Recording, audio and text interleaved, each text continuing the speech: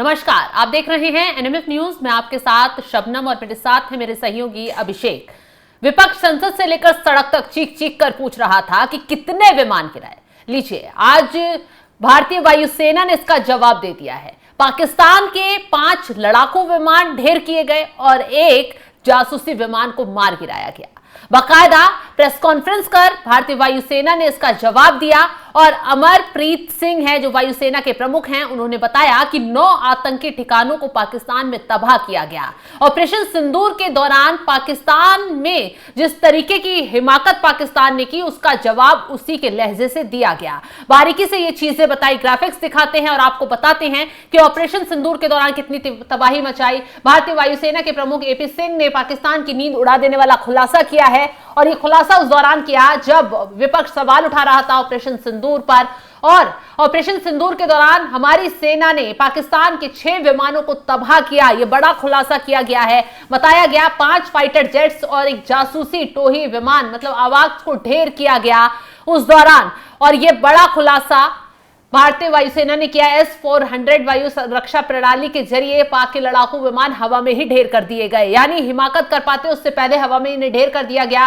भावलपुर में जैसे मोहम्मद मुख्यालय को तबाह किया गया, ये बड़ा खुलासा भारतीय वायुसेना की तरफ से किया गया। 7 मई को पाकिस्तान में आतंक के 9 ठिकानों पर हमला हुआ था, जिसमें भारी संख्या में आतंकी मारे गए। मुरिदके में लश्कर तैयबा का मुख्यालय भी ध्वस्त किया गया था। यह बड़ा खुलासा उस दौरान अभिषेक सेना की तरफ से किया गया है जब विपक्ष लगातार सवाल खड़े कर रहा है कि कितने विमान गिराए गए, कितना नुकसान हुआ। हालांकि यह सवाल भारत में नुकसान को लेकर था, लेकिन यहां भारतीय सेना ने खुलासा करते हुए बता दिया कि भारतीय सेना का नुकसान नहीं हुआ, बल्कि पाकिस्तान को कैसे तबाही झेलनी पड़ी, ये सबूत आज रख दिए गए हैं। देखिए शबनम, भारत का जो विपक्ष है वो लगातार इस बात को पूछ रहा था कि हमारे कितने राफेल गिराए गए, हमारे कितने फाइटर जेट गिरे, हमारा कितना नुकसान हुआ। हालांकि जिस नुकसान का पाकिस्तान ने दावा किया था, खुद प्रधानमंत्री मोदी उस एयरबेस पर पहुंचे थे, तस्वीरें दुनिया को दिखाई थी। पाकिस्तान ने भी वो तस्वीरें देखी थी, विपक्ष ने भी वो तस्वीरें देखी थी, लेकिन चश्मा पता नहीं आंखों पर कौन सा चढ़ा हुआ था कि वो देख नहीं पाए। आज जो एपी सिंह ने कहा है, हमारे एयर चीफ मार्शल ने जो कहा है, वो मतलब इससे पहले जो हमारे डोजियर में था वो चीजें, जब विदेशों में हमारे डेलीगेशन गए थे उसमें भी वो चीजें दी गई थी, लेकिन आज सार्वजनिक तौर पर बताया गया 5 फाइटर जेट, एक अवाक सिस्टम जो फाइटर जेट उड़ते हैं उन्हें वो डायरेक्शन दिखाने का काम करता है कि आपको कहां जाना है, कहां टारगेट करना है। उसे ही जब अवाक सिस्टम को ध्वस्त कर दिया गया तो फाइटर जेट कैसे ही आते, फाइटर जेट कैसे ये तय करते कि आपको जाना कहां है, कहां टारगेट करना है। तो भारत का नुकसान हुआ है, यह दावा यहीं खारिज हो जाता है, खत्म हो जाता है।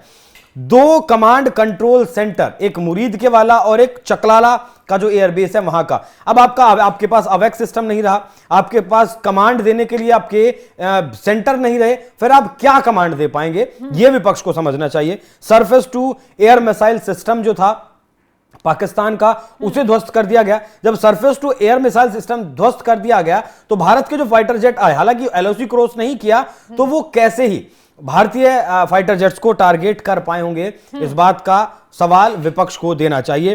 3 हैंगर जहां फाइटर जेट्स खड़े होते हैं एयरबेसिस पर, उन हैंगरों को तबाह किया गया। पहला सुक्कूर यूएवी हैंगर को तबाह किया गया, भोलारी का हैंगर तबाह किया गया और जैब का बाद का, जहां F-16 पाकिस्तान के खड़े होते हैं, वहां उसे ध्वस्त किया गया था। अब यह समझना बेहद ज्यादा जरूरी हो जाता है कि देखिए 2019 में जब बालाकोट में हमने एयर स्ट्राइक किया था, तब इसी विपक्ष ने सबूत मांगे थे कि आखिर सबूत कहां हैं। केजरीवाल जैसे नेताओं ने तो यह भी कहा था कि कुछ पेड़ पौधों को हिलाकर आप लोग आ गए, और वहां कुछ पाकिस्तान ने भी कहा था कि कुछ पेड़ पौधे और कुछ पंछी वहां से उड़े हैं। उससे सीखते हुए इस बार भारतीय वायुसेना ने पहला जहां टारगेट किया, टारगेट करने से पहले का भी फोटो जारी किया और टारगेट करने के बाद का फोटो भी जारी किया है। यह दिखाता है। और जो अवैक सिस्टम पाकिस्तान का ध्वस्त किया गया है शबनम, उसमें हमने एक कीर्तिमान भी रचा है, एक इतिहास भी रचा है। वो अवैक सिस्टम भारत की सीमा से 300 किलोमीटर दूर था और उसे सरफेस टू एयर मिसाइल से 300 किलोमीटर दूर ध्वस्त किया गया, जो अब तक कोई भी देश ऐसा कीर्तिमान नहीं हासिल कर पाया है। अपने आप में ये एक बड़ा कीर्तिमान हमने हासिल किया है। S-400 की जैसे आपने बात की, S-400 ने बहुत बेहतरीन भूमिका आप कहें कि वो निभाई है, क्योंकि एपी सिंह ने एयर मार्शल चीफ ने हमारे बताया है कि पाकिस्तान के पास लंबी दूरी के एयर गाइडेड बम थे, लेकिन वो उन्हें चला नहीं पाया, और जिन्हें चलाया उन्हें हमारे जो S-400 था, सुदर्शन 400, इससे उन्हें ध्वस्त कर दिया गया। पाकिस्तान के surveillance, aircraft, airborne, early warning and control, electronic intelligence system को 300 किलोमीटर दूर मार दिया गया। ये अभी तक का हिटिंग का रिकॉर्ड था, मतलब सतह से हवा में मार करने वाला ये रिकॉर्ड था। सारी तस्वीरें दी हैं। HAL मैनेजमेंट अकादमी ऑडिटोरियम में चीफ मार्शल ने ये बयान दिया है। साथ ही यहां ये भी बताया है एयर मार्शल ने, जिस तरीके से विपक्ष ने कहा कि वो एक दावा किया कि खुली छूट नहीं दी गई, सेना को खुली छूट नहीं दी गई। जब हमारे ऊपर हमला हुआ उसके बाद हमने उन गलतियों से सीखा और फिर हमने हमला किया। तो हमारे एयर मार्शल चीफ ने बताया कि पूरी तरीके से राजनीतिक तौर पर खुली छूट दी गई थी, रणनीति बनाने की भी खुली छूट दी गई थी, और उस रणनीति को किस तरीके से एग्जीक्यूट करना है, कब एग्जीक्यूट करना है, उस सारी चीजों की छूट दी गई थी। 90 घंटे के दौरान आसपास ये सब कुछ चला, और 90 घंटे के भीतर पाकिस्तान घुटनों पर आ गया, और पाकिस्तान को वाकई में इसकी बहुत भारी कीमत चुकानी पड़ी। वो पाकिस्तान से फिर अमेरिका फोन करना हो, सऊदी अरेबिया फोन करना हो, फिर भारत आना हो, फिर DGMO पाकिस्तान के का फोन करना हो। पहली बार तो फोन करने पर उठाया नहीं गया, शायद 2 बार फोन करने पर उठाया नहीं गया, तीसरी बार जब फोन आया तब उठाया गया। अब ट्रंप जैसे लोग भले ही सीज फायर का क्रेडिट लेने की कोशिश कर रहे हो, लेकिन वैसा कुछ था नहीं। बाकी ये सिर्फ जो सेना की अभी प्रेस कॉन्फ्रेंस हुई है, मतलब पहले ब्रीफ कर दिया गया था कि कितनी तबाही पाकिस्तान में मचाई गई, एक बार फिर ये प्रेस कॉन्फ्रेंस की गई। विपक्ष को तो जवाब है ही है कि विपक्ष सवाल उठा रहा था, पाकिस्तान को भी आईना है, लेकिन उस वक्त पर ये प्रेस कॉन्फ्रेंस कितनी अहम हो जाती है जब मुनीर खबर आ रही है कि फिर से अमेरिका जा रहे हैं, और वो डोनाल्ड ट्रंप जो भारत को निशाना बना रहे हैं टैरिफ के दौरान, टैरिफ धमाका कर, और अब सेना का ये बताना कि पाकिस्तान में हमने उसके आतंक को कितनी बुरी तरह कुचला, कैसे उसके फाइटर जेट को तबाह किया, ये कहीं ना कहीं मुनीर को और अमेरिका तक को मैसेज पहुंचाने की कोशिश तो नहीं, सिर्फ मैसेज नहीं, आईना दिखाने का काम किया है। हाँ। देखिए, पाकिस्तान में भी जनता तो रहती ही है, लोकतंत्र भले ही नहीं है लेकिन वोटिंग तो वहां भी होती ही है। नेता भले ही जनता की सुनते नहीं है, लेकिन वोटिंग के टाइम पर जनता को जाकर मुंह तो अपना दिखाते हैं, वोट मांगने का काम तो करते हैं। अब जिस तरीके से, जितनी बुरी तरीके से पाकिस्तान ऑपरेशन सिंदूर में पिटा था, उस बात को पाकिस्तान की जनता को नहीं बता सकते थे, क्योंकि यही पाकिस्तान है, इसी की सरकार है जो आतंकवादियों को पनाह देती है।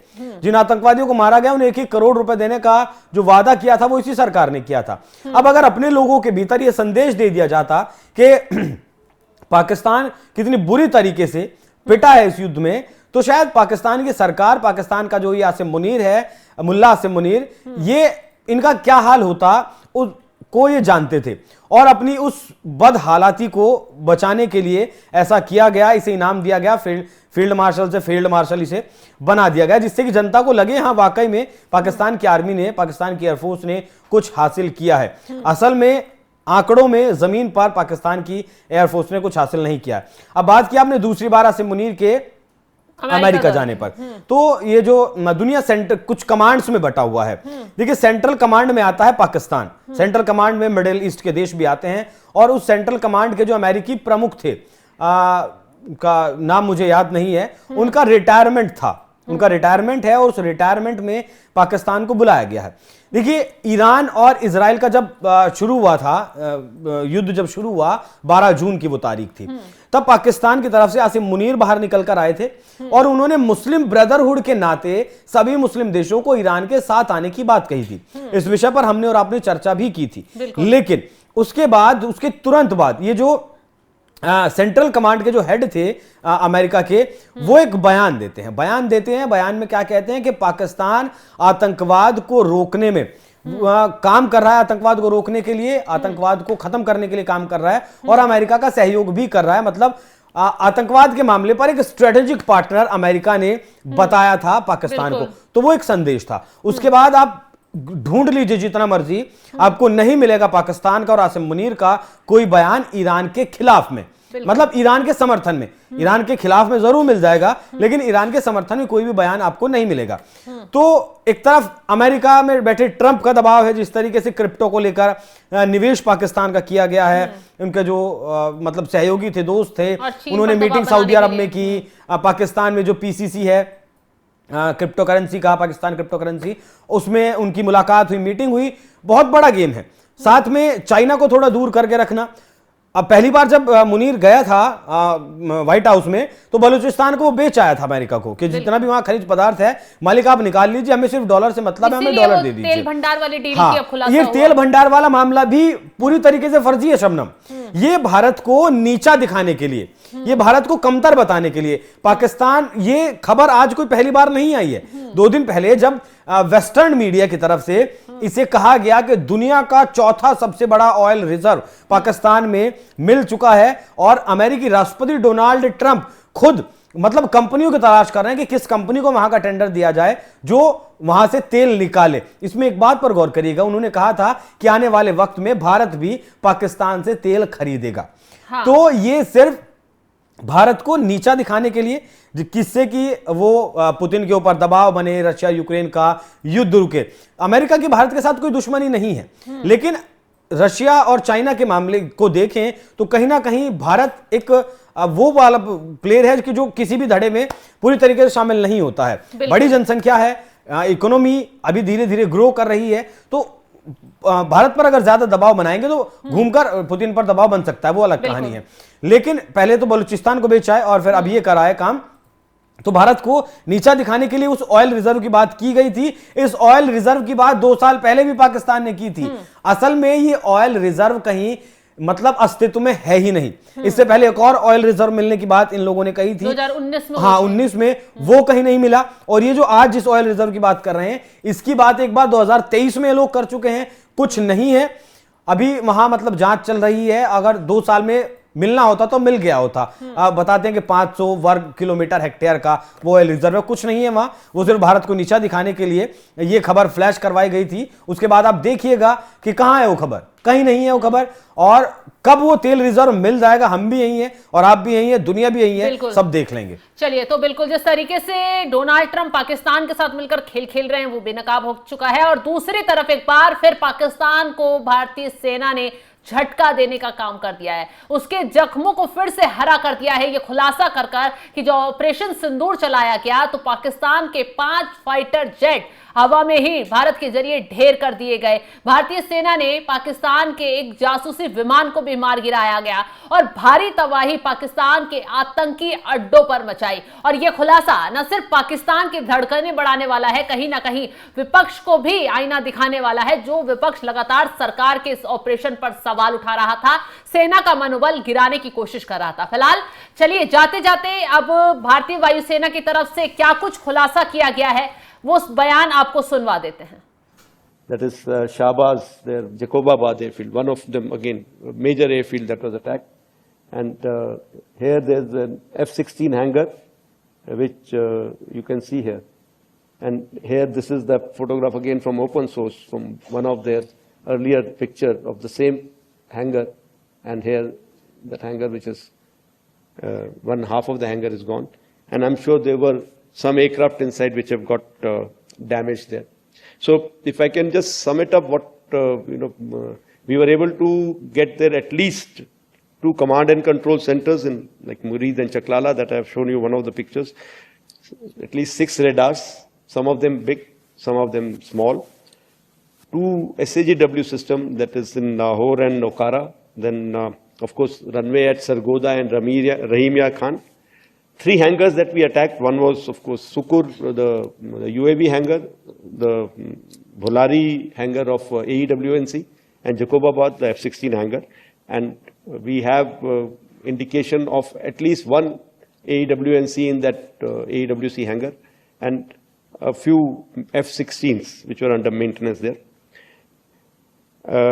Apart from these, the SAGW systems, mostly from, I'm talking about fighter aircraft are from S-400. We have at least 5 fighters confirmed killed and 1 large aircraft, which could be either an Elint aircraft or an AEWNC aircraft, which was taken out at a distance of about 300 kilometers. This is the actually largest ever recorded surface to air kill that we can talk about. And